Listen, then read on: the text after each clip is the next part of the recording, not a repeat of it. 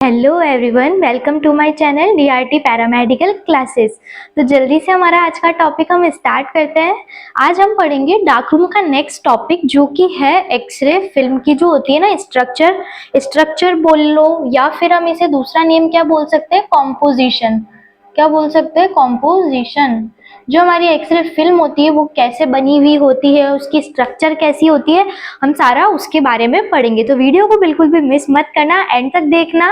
Video पसंद आए तो जरूर लाइक करना, चैनल को सब्सक्राइब करना। Okay, let's start.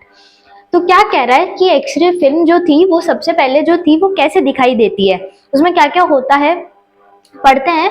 Medical x-ray film radiographic images को कैप्चर, डिस्प्ले और स्टोर करने के लिए यूज की जाती है। हमने सबने देखी है एक्सरे फिल्म्स जो होती है वो हमने सबने देखी है। ऐसी ब्लैकिश कलर की थोड़ी सी होती है, वही वाली उसकी बात की जा रही है। तो वो क्या, मेडिकल एक्सरे फिल्म है उसका यूज क्या है, रेडियोग्राफिक जो इमेज है जिस बॉडी पार्ट का भी हम एक्सरे ले रहे हैं उसको क्या कैप्चर, डिस्प्ले और स्टोर, क्या तीन चीजें याद रखनी है, क्या क्या, कैप्चर, डिस्प्ले और स्टोर करने के लिए यूज की जाती है। तीन चीजों के लिए यूज में ली जाती है। इट कंसिस्ट ऑफ, अब इसमें क्या क्या होता है, क्या क्या चीजें होती है। बेस होता है सबसे पहले, दूसरा होता है एडेसिव लेयर, तीसरा होता है इमल्शन और चौथा होता है टॉप कोट या फिर ओवर कोट। कितनी लेयर्स होती है, 4 लेयर्स। कितनी, 4। क्या क्या नाम है, base, adhesive, emulsion, top coat या फिर ओवर कोट। इन सबके दो दो नाम है, अभी हम डिटेल में पढ़ेंगे तब मैं आपको बता दूंगी। ठीक है। इमल्शन फिल्म के बोथ साइड पर कोटेड होता है तो उसे hence it is called double side emulsion film. जो डायग्राम में देख के समझो, जैसे कि ये बेस है, ठीक है। अब यहाँ पे ये फर्स्ट लेयर हमने टॉप कोट या ओवर कोट बना दी। सेकंड लेयर इधर है, ये हमने किसकी बनाई, इमल्शन की बनाई। थर्ड हमने किसकी बनाई, एडेसिव की बनाई है। और ये हमारा बेस है। अब इमल्शन आपको दिखाई दे रहा होगा कि दोनों साइड में है, फिल्म के बोथ साइड में अगर इमल्शन प्रेजेंट है तो उसे हम क्या बोलेंगे, डबल साइडेड इमल्शन फिल्म। क्या बोलेंगे, डबल साइड इमल्शन फिल्म। और अगर एक ही साइड में होता है, डबल साइड में नहीं होता है, तो उसे क्या बोलेंगे, सिंगल। ओके, नेक्स्ट चलते हैं। रेडियोग्राफिक फिल्म की थिकनेस 0.25 से 0.45 mm तक होती है। कितनी होती है, रेडियोग्राफिक जो फिल्म है हमारी, इसकी थिकनेस कितनी होती है, 0.25 से 0.45 mm होती है। इसके बाद आपको एक क्वेश्चन मन में आना चाहिए कि पहले के टाइम में जो फर्स्ट एक्सरे हुआ था उसको किस पे रिकॉर्ड किया गया था। उस टाइम ये फिल्म नहीं थी, उसको किस पे रिकॉर्ड किया गया था, ग्लास प्लेट पर। किस पर किया था, ग्लास प्लेट पर। ठीक है, ग्लास प्लेट पर रिकॉर्ड किया था। फिर फिल्म आई थी, तो फिर हम अब फिल्म के आगे के पार्ट्स इन सबको डिटेल में पढ़ते हैं। बेस, एडेसिव लेयर, इमल्शन और टॉप कोट को अब हम किसमें डिटेल में पढ़ेंगे। जल्दी से फर्स्ट टॉपिक पढ़ते हैं, बेस। बेस एक रिजिड सपोर्ट प्रोवाइड करता है जिस पर इमल्शन कोटेड होता है। अभी हमने क्या देखा था डायग्राम में कि बेस के ऊपर क्या कोटेड थे, दोनों साइड में इमल्शन कोटेड था। तो ये उस इमल्शन के लिए उसको क्या करता है, एक रिजिड सपोर्ट प्रोवाइड करता है। ठीक है, क्या प्रोवाइड करता है, रिजिड सपोर्ट प्रोवाइड करता है। आगे चलते हैं, या फ्लेक्सिबल होता है। कैसा होता है, फ्लेक्सिबल होता है, वैसे मतलब किसी भी तरफ इसको मोड़ सकते हैं हम। और इसे हैंडल करना भी कैसा होता है, इजी सा होता है। कैसा होता है, सबसे पहली चीज तो फ्लेक्सिबल होता है और हैंडल करना इजी होता है। ठीक है, आगे चले। बेस में डायमेंशनल स्टेबिलिटी होती है जो इमेज डिस्टॉर्शन प्रोड्यूस नहीं करती। इसमें कैसी है कि स्टेबिलिटी है, डायमेंशनल स्टेबिलिटी है जो क्या करती है, इमेज डिस्टॉर्शन प्रोड्यूस नहीं करती है। क्या प्रोड्यूस नहीं करती है, इमेज डिस्टॉर्शन प्रोड्यूस नहीं करती है। क्यों नहीं करती है, क्योंकि इसमें क्या होती है, डायमेंशनल स्टेबिलिटी होती है। आगे चलते हैं। यह इनर्ट होना चाहिए जिससे कि इमल्शन की सेंसिटोमेट्रिक प्रॉपर्टीज अफेक्ट ना हो। बेस कैसा होना चाहिए हमारा, बेस हमारा इनर्ट होना चाहिए। कैसा होना चाहिए, इनर्ट होना चाहिए, जिससे जो हमारा इमल्शन है उसकी जो सेंसिटोमेट्रिक प्रॉपर्टीज है, मतलब जो उसकी जो प्रॉपर्टीज है ना इमल्शन की, वो बिल्कुल भी कैसी होनी, अफेक्ट नहीं होनी चाहिए, खराब नहीं होनी चाहिए। इमल्शन की क्या चीज, सेंसिटोमेट्रिक प्रॉपर्टीज अफेक्ट नहीं होनी चाहिए। आगे चलते हैं। इनिशियली, ये बहुत इंपॉर्टेंट पॉइंट है आपका, यहाँ से बिल्कुल लर्न रखना है इसको। Initially glass and cellulose nitrate को बेस की तरह यूज में लिया जाता था। इनिशियली यानी कि पहले के टाइम में किसका यूज लिया जाता था, दो चीजों का, एक तो ग्लास और एक सेल्यूलोज नाइट्रेट को किसकी तरह यूज में लेते थे, बेस की तरह यूज में लेते थे। दो नाम याद रखना है, ग्लास और सेल्यूलोज नाइट्रेट। ठीक है, लेटर अब बात की बात हो रही है कब की, 1920 की। 1920 में कौन सा बेस आया, सेल्यूलोज ट्राई एसीटेट। क्या आया, सेल्यूलोज ट्राई एसीटेट, जिसे हम ब्रैकेट में CTA लिखा है, लिखने से बोलेंगे क्या, कैटा। कौन सा बेस आया था 1920 में, तो याद रखना है कैटा बेस, जिसकी फुल फॉर्म क्या है, cellulose try acetate base. And polyester, और दूसरा कौन सा आया, पॉलिस्टर आया था, जो कौन से ईयर में आया था, 1960 में इंट्रोड्यूस हुए। दो बेस इंट्रोड्यूस हुए, 1920 में तो कौन सा, कैटा बेस, और 1960 में कौन सा, पॉलिस्टर बेस। आगे चलते हैं, यह पॉलिस्टर, अब ये पॉलिस्टर बेस किसका बना हुआ था, हमने कैटा की तो बात कर ली, सेल्यूलोज ट्राई एसीटेट का बना हुआ था। अब पॉलिस्टर बेस किसका बना हुआ था, यह पॉलिस्टर, नाम याद रखना, थोड़ा सा बड़ा नाम है लेकिन आपको याद रखना है, पॉलीइथाइलिन टेरेफ्थलेट रेजिन। किसका बना हुआ था, पॉलीइथाइलिन टेरेफ्थलेट रेजिन का बना हुआ था। कौन बना हुआ था, पॉलिस्टर बेस किसका बना हुआ था, पॉलीइथाइलिन टेरेफ्थलेट रेजिन का बना हुआ था। आगे चलते हैं, कैटा बेस की थिकनेस 180 माइक्रोमीटर होती है। अब दो तरह के बेस तो ले लिए हमने, अब कैटा बेस और पॉलिस्टर बेस की थिकनेस कितनी कितनी होती है। जो कैटा बेस होता है ना, वो जो हमारा पॉलिस्टर बेस होता है उससे थोड़ा ज्यादा थिक होता है, उसकी थिकनेस कितनी होती है, 180 माइक्रोमीटर। लेकिन पॉलिस्टर बेस थोड़ा सा थिन होता है और उसकी थिकनेस कितनी होती है, 175 माइक्रोमीटर। कितनी होती है थिकनेस पॉलिस्टर बेस की, 175 माइक्रोमीटर। आगे चलते हैं, एक्सरे फिल्म बेस में ब्लू डाई ऐड की जाती है। अब जो फिल्म का जो बेस है ना हमारा, जिस हम पढ़ ही रहे हैं बेस, इसमें हम क्या करते हैं, एक ब्लू कलर की डाई होती है वो ऐड कर देते हैं। क्या करते हैं, ब्लू डाई ऐड की जाती है ताकि फिल्म कैसी दिख सके, ब्लूइश दिख सके। कैसी दिख सके, ब्लू दिख सके। हम देखते हैं फिल्म को थोड़ी हमें ब्लैक ब्लू शेड में दिखती है, तो वो इसीलिए दिखती है क्योंकि हम इसमें क्या करते हैं, एक ब्लू डाई को ऐड करते हैं। आगे चलते हैं, इन फिल्म को ब्लू टिंटेड कहते हैं। अब हमने ब्लू डाई ऐड की तो वो कैसी हो गई, ब्लू टिंट की हो गई, तो इसलिए इन फिल्म को क्या कहेंगे हम, ब्लू टिंटेड फिल्म। क्या कहेंगे, ब्लू टिंटेड फिल्म। अब ब्लू डाई ऐड क्यों की जाती है, ताकि आई स्ट्रेन्स और फैटिग को रिड्यूस कर सके, ताकि जो रेडियोग्राफर है या जो भी है जो उस फिल्म को देख रहा है उसकी आंखों पे जोर कम पड़े, मतलब इजीली उसको जो भी स्ट्रक्चर है, जो भी हमने रेडियोग्राफ लिया है वो कैसा हो, उसको इजीली दिख जाए। इसीलिए हम क्या करते हैं, ब्लू डाई ऐड करते हैं। आगे चलते हैं, यह इमेज में इंटरमीडिएट डेंसिटी को प्लीजिंग अपीयरेंस देती है। वही जो भी हमारी इंटरमीडिएट डेंसिटी है, जो भी हमारा इमेज है उसको क्या, प्लीजिंग अपीयरेंस, मतलब इजीली हमको दिख सके उसको अपीयर करती है, इजी प्लीजिंग अपीयरेंस देती है। और डायग्नोस्टिक एक्यूरेसी को भी इंक्रीज कर देती है। अगर हमें अच्छे से दिखेगा तो जो रेडियोग्राफर है, रेडियोलॉजिस्ट है, उसे जो भी दिख रहा है उसको अच्छे से वो क्या कर पाएगा, डायग्नोस कर पाएगा। ठीक है, तो ये था हमारा बेस। कैसा है बेस, रिजिड सपोर्ट प्रोवाइड करता है जिस पर इमल्शन कोटेड होता है, बहुत इजी है, फ्लेक्सिबल होता है, इजीली हैंडल किया जा सकता है।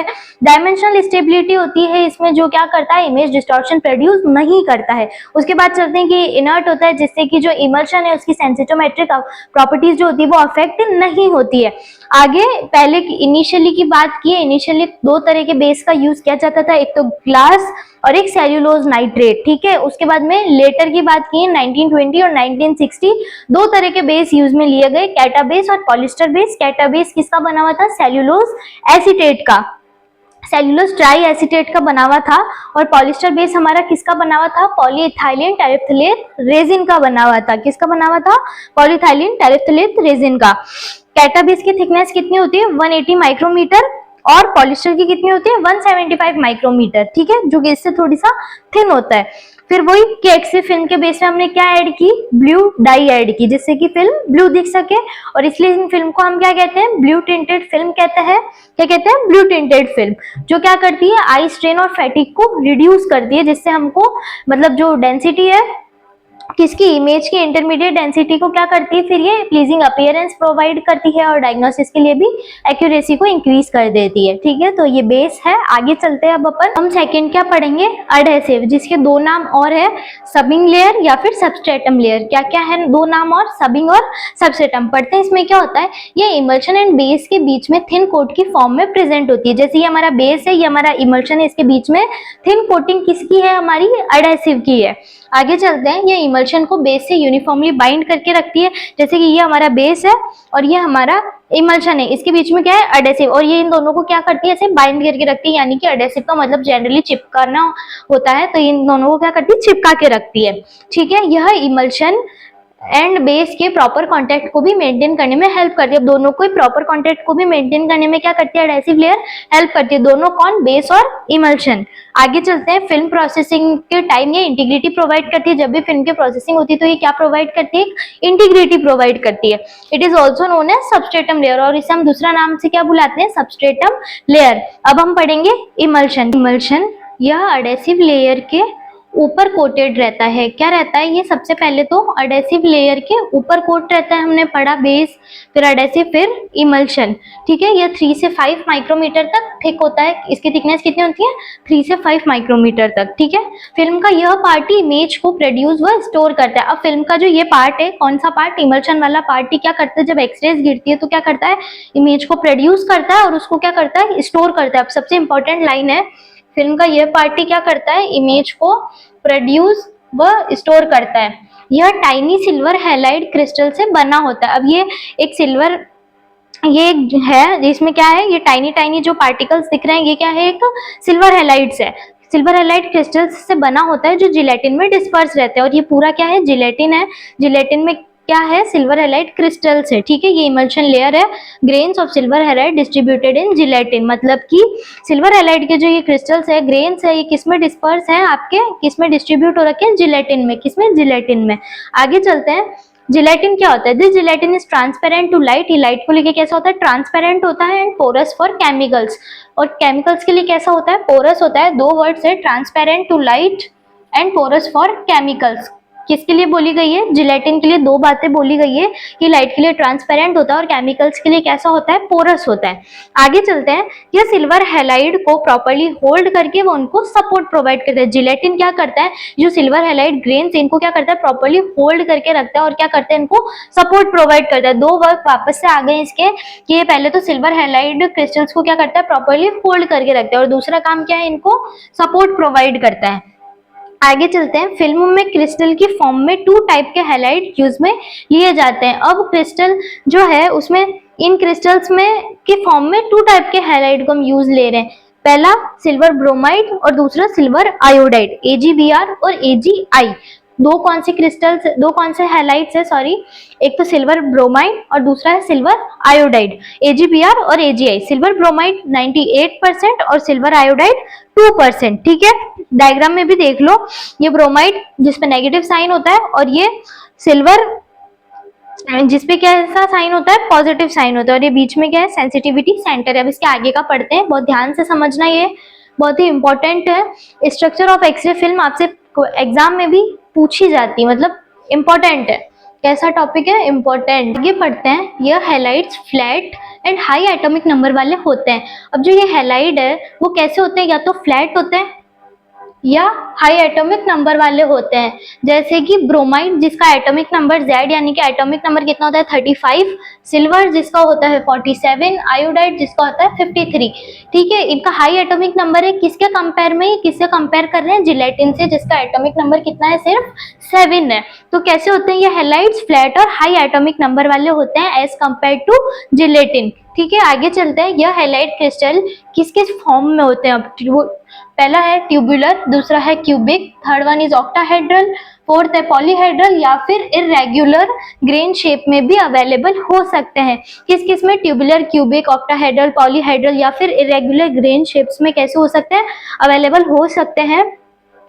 ट्यूबुलर ग्रेन शेप जिसकी थिकनेस होती है 0.1 माइक्रोमीटर ही कॉमनली रेडियोग्राफी में यूज लिया जाता है। कैसे शेप का क्रिस्टल यूज में कॉमनली लिया जाता है, ट्यूबुलर शेप का। कैसे शेप का, ट्यूबुलर। आगे चलते हैं, silver halide grains are typically, और सिल्वर हैलाइड ग्रेन टिपिकली उनका साइज क्या होता है, डायमीटर कितना होता है, तो उनका डायमीटर होता है 1 से 1.5 micrometre in diameter and contain 10 to the power 6 से 10 to the power 7 silver atoms. ये क्या कह रहा है कि जो सिल्वर हैलाइड ग्रेन्स है उनका डायमीटर कितना है, 1 से 1.5 माइक्रोमीटर, और उनमें कितने सिल्वर एटम्स है, इतने, कितने, 10 to the power 6 से 10 to the power 7। There are about 10 to the power 9 grain per cubic centimetre. Per cubic centimetre में कितना रेशियो लिया है इन्होंने, 10⁹ ग्रेन्स का।